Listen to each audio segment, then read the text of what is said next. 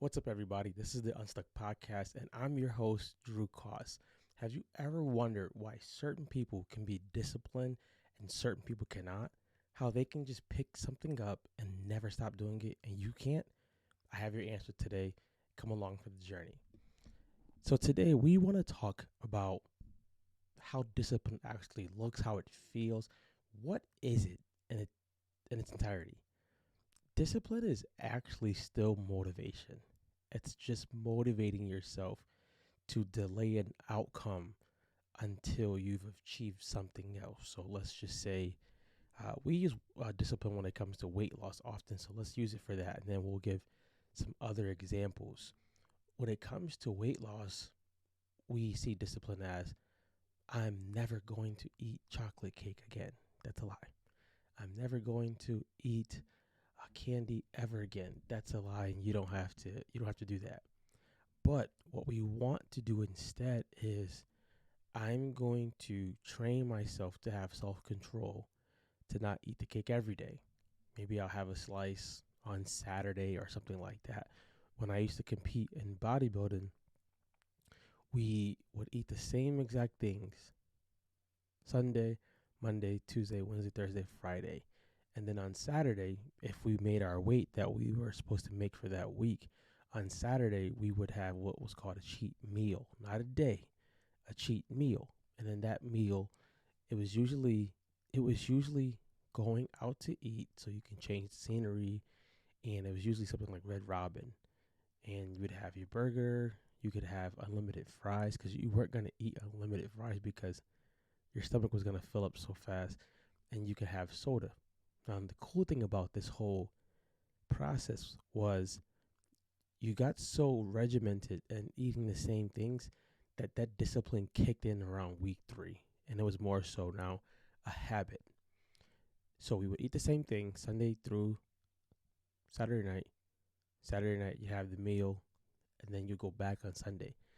By the time you got back to Sunday, you felt you wanted to go back into your regiment because now it became a part of your life, it became your lifestyle, and it became a habit that you were willing to actually keep doing. So that's tip number 1. How can I make this a habit? How can I make this a habit? I don't need to make it something that I'm grinding out every single day, every single hour, because I'll usually stop doing it. So, how can I make this thing a habit? The easiest way to make something a habit is to start really, really small. If I wanted to make reading a book a habit, I don't need to start maybe with 10 to 20 pages a day. Maybe I need to start off with 1 page a day. As simple as that sounds and as crazy as that sounds, because I can hear somebody saying right now, Drew, if you only read 1 page a day, it's going to take you forever to read a book. If you're not reading at all right now, you're already doing better than you were.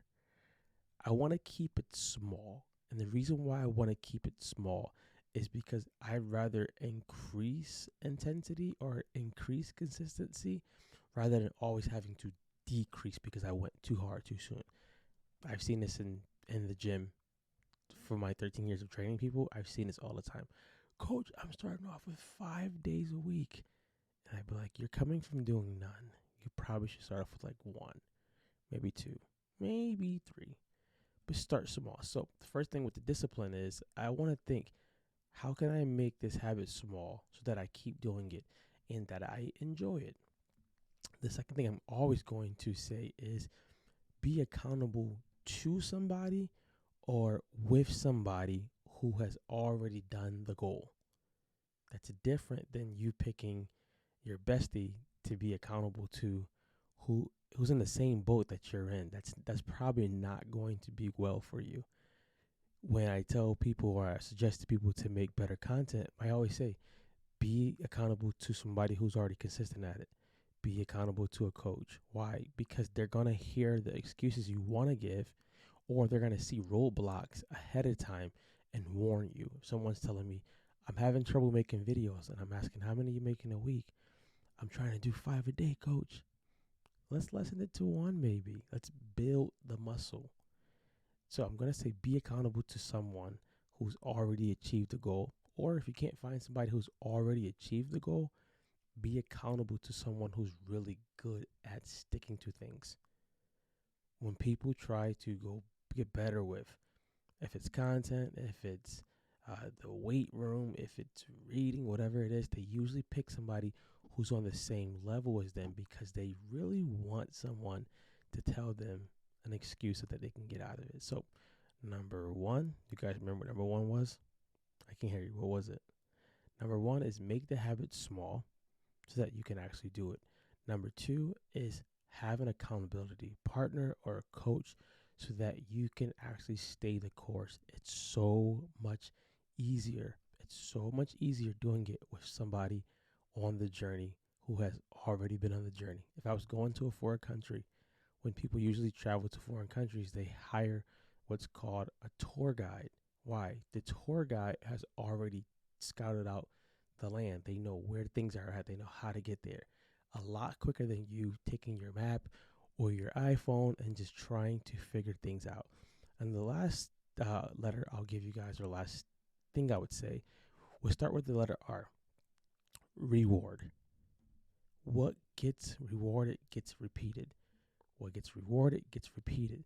So I know for a fact if I'm struggling to stay consistent with something, let's say I'm struggling to stay consistent with shooting a video every day. If I set up a reward for myself, maybe at the end of the week or maybe after a certain amount of videos, it's a little bit easier because now I've reinforced the habit. I reinforced that I was accountable to somebody or something that helped me. And then now I'm rewarding the efforts. This is important when you're trying to become disciplined in any area. You want to reward the efforts.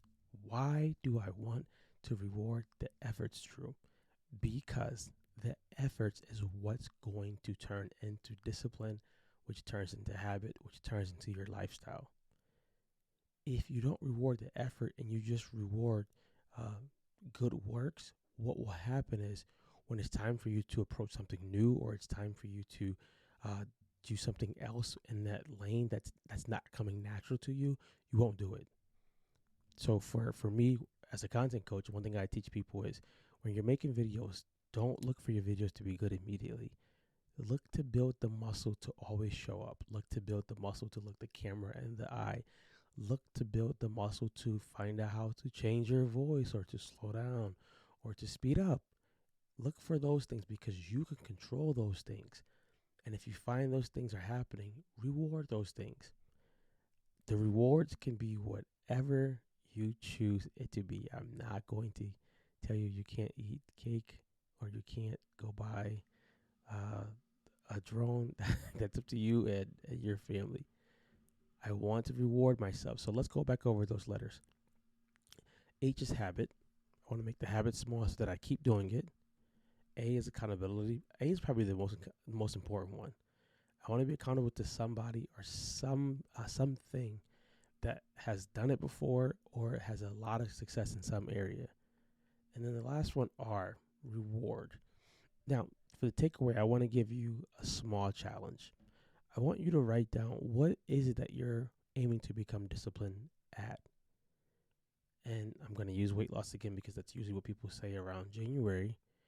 And I want you to write down what has stopped you in the past. Write down what has stopped you in the past. Number two, write down what are the possible roadblocks that could come up with this goal. What are the possible roadblocks that could come up with this goal?